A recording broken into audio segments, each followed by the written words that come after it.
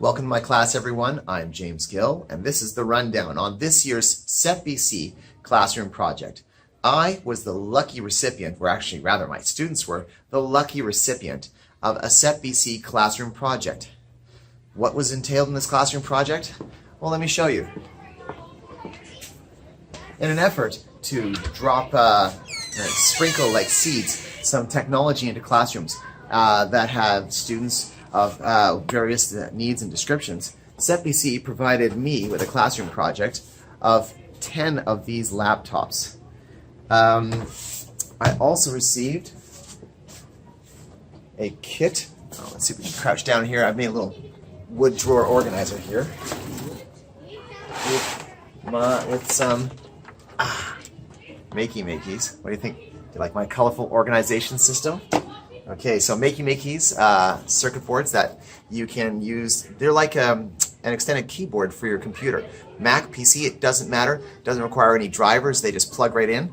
And they teach students about not just conductivity, electricity, but allow them to use anything that connects electricity, like a keyboard.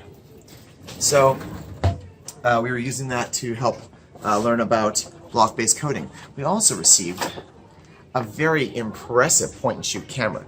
This point-and-shoot camera is dust-proof, waterproof down to 15 meters. It's practically an underwater camera. It's also shock-proof and freeze-proof. So this is one still question mark. I wonder, how can I make better use of it instead of just making video projects around the room? So our goal was to use this technology to improve our understanding of things like coding and computational thinking. This really dovetails well with the new Ministry of Education's ADST curriculum, or Applied Designs, Skills, and Technology.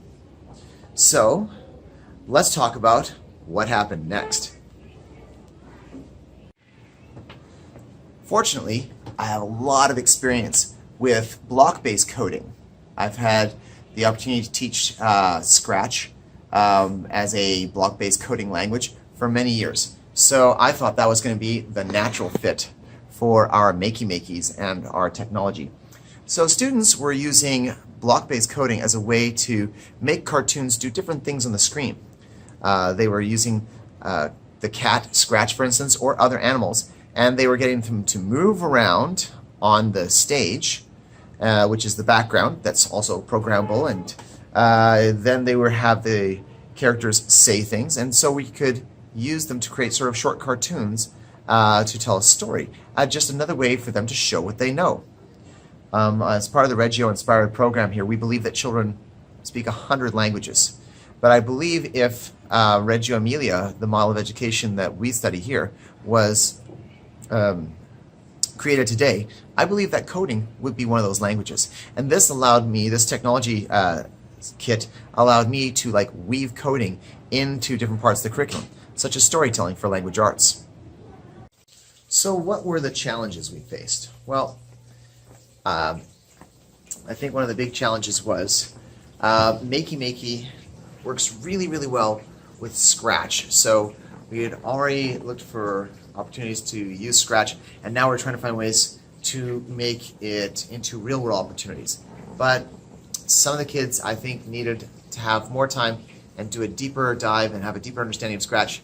And then we could look at ways at what does real-world interface look like in keeping with what your Scratch project looks like. So I'm going to try and incorporate into this video a sample of how some boys were starting to make a controller board to control a spaceship, so that the controller board looks a bit like something from Star Wars or Star Trek, with maybe shiny metallic buttons. They were somewhat successful on that, but it still looks an awful lot like just the Makey Makey circuit board itself. They did it with cardboard and tinfoil. It's very functional. They made a very functional game where spaceships are flying at you and you have to dodge between them so you don't collide with them. But I would have to work with them quite a lot more to help them expand their imagination to say, what does a control board really have to look like? We did some brainstorming around that. I think that's something where I could do a better job, so I think that's something I'm going to have to spend some more time with next year. Also, I think one of the challenges we faced dovetails very well with a recommendation. So the challenge was there was 10 laptops and I have 24 students. Now, if it was closer to a 2-to-1 ratio, that would be, in my opinion, just perfect, really ideal. I mean, of course, I would love to have 1-to-1 laptops with my students, but that's incredibly expensive. And 2-to-1 means there's a conversation happening between students, and that's where the learning takes place.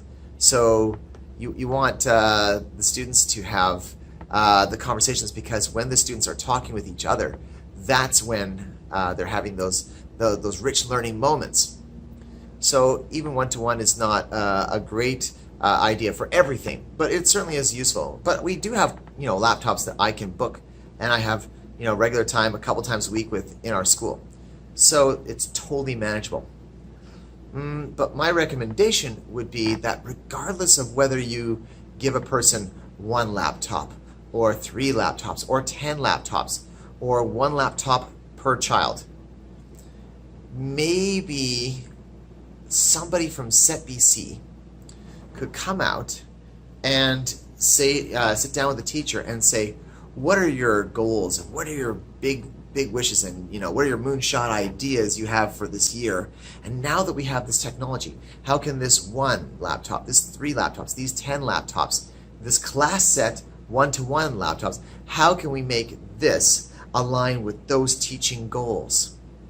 I see that some of the value that SetBC could really bring would be kind of more classroom visits for opportunities to help teachers think about ways where they can shift their practice and just sort of how to use the materials well, how to use 10 laptops in a class of 24 students.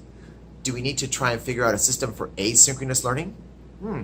How's the classroom management skills for that teacher?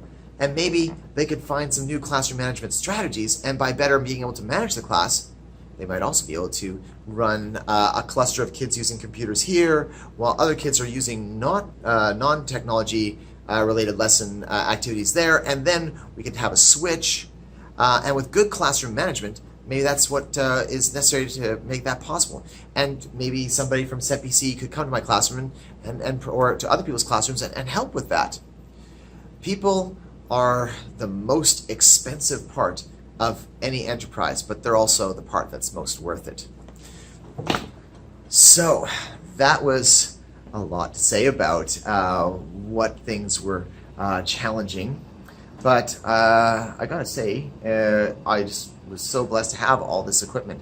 I think I'm gonna need more than 1 year though to dive deeper into Makey Makey and to start thinking about what I can keep on hand in my classroom, and that's maybe easier and faster to use than wood and nails, and where I can keep it. And then maybe I could even think of like a whole class project again where we use Makey Makeys, something around the way of creating a smart home.